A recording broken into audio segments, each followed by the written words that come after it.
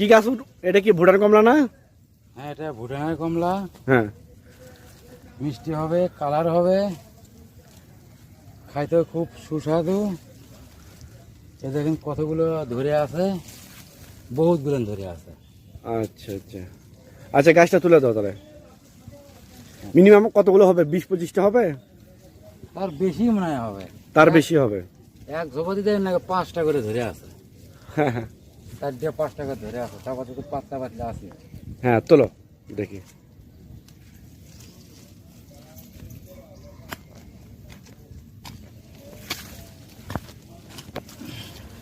সম্মানিত দর্শক, এটা একটা কাস্টমার, এক প্রবাসী ভাই, তার নাম হচ্ছে আলী ভাই, থাকে হচ্ছে কাতারে। এই প্রবাসী ভাইকে এই ভুটান কমলাটা আমরা তুলে দিচ্ছি, আজকে ডেলিভারি করব। তো এইরকম বিগ সাইজের ঝোপালো দেখেন, ঝোপালা কি